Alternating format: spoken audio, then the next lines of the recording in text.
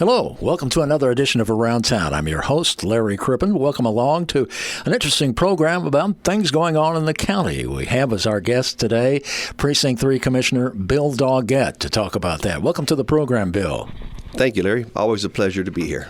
It's good to have you here. All kinds of things going on with the county right now. How bad was the flood damage and wind damage in your precinct recently? It was pretty bad. April 26th, we got the first round of rain. Then 48 hours later, we got another round of rain.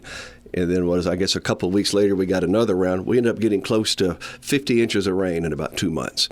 As you may know, most of my precinct is along the Trinity River. So I had probably a couple hundred houses that had 3 and 4 feet of water in them. A lot of people lost everything they had and are basically starting over out there. And then we had Hurricane Beryl come through, and the ground was good and soft from all the rain we had. So for the last 2 weeks, we've been collecting trees out there.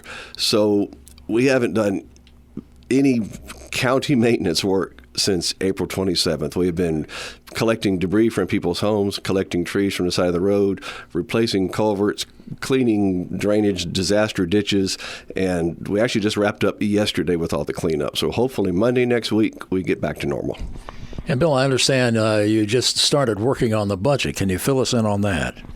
Yeah, we had our first pass the last couple of weeks, and we go through the budget kind of in 2 phases. We go through with what we call one-time money, which is kind of, I hate to say leftover money, but it's money that we didn't spend this year, and we use that to purchase items that people need for this upcoming year, a one-time purchase like a computer or a vehicle or something like that. So we go through that, and then we go through the ongoing, and that's more like personnel and programs and stuff like that. So we made our first pass through that, finished that up this past Monday. It went pretty smoothly. As everybody knows, we don't have a whole lot of money here, so it doesn't take us a long time to go through it. But I think we're implementing some pretty good plans. We have a good staff here. We want to take care of them. So our number one priority was to be sure that we took care of them financially with a small cost of living raise, not a big one, but a small one, and then try to take care of as many needs as we could.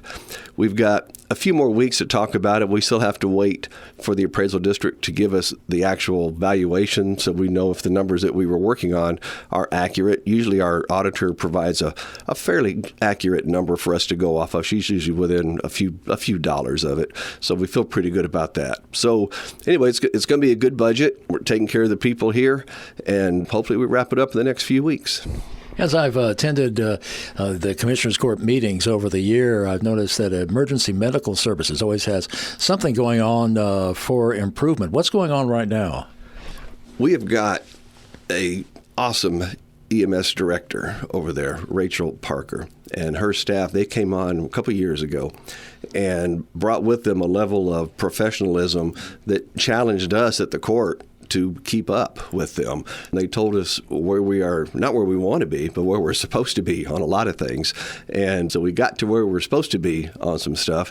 And now we're working on things that are making the department even a little bit better. Over the last, couple of months, we've purchased several used ambulances. I wasn't a big fan of used ambulances, but since COVID got here, it's been like 3 years. When you buy an ambulance, it takes 2 or 3 years to get one. Well, you can't manage that. So there's towns up in the Dallas-Fort Worth area that they have a lot of money. They're built out, so they roll their vehicles out with low miles, and they will work for us for a few years because we do have 3 new ones coming.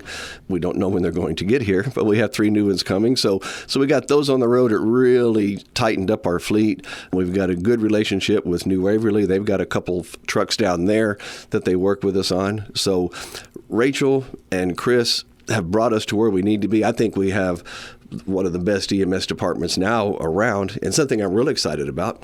In this year's budget, we are adding the ambulance crew that will be stationed out in Riverside. The ESD out there is building a facility, and it's going to have some bays and some sleeping quarters for an EMS crew, and we're going to put the station ambulance out there, and that will really help them. 25% of our calls come from that area, and the closest ambulance we have stationed is here in town at Highway 19 and 405 Loop, so it takes sometimes 15, 20 minutes to get an ambulance out there. So very excited about that and the direction our EMS department is going.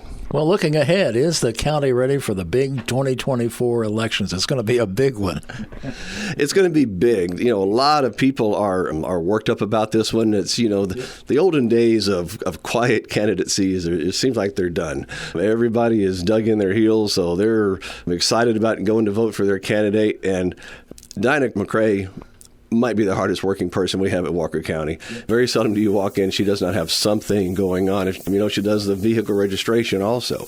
And they've got some big changes coming in that department where they're getting rid of the paper plates, and they don't know how they're going to make that work yet. But I understand next July the paper plates are going away. So she has to deal with that on top of getting ready for this election in November. It's going to be, I feel like, a huge turnout at this next election. Like I said, everybody's got their favorite candidate, and they're going to go vote for them. So bless her heart, I would not have that job. I'm glad she does it, and I'm glad she loves it. Well, Walker County Precinct 3 Commissioner Bill Daugette, thanks for being our guest. I love being here, Larry. Thank you very much.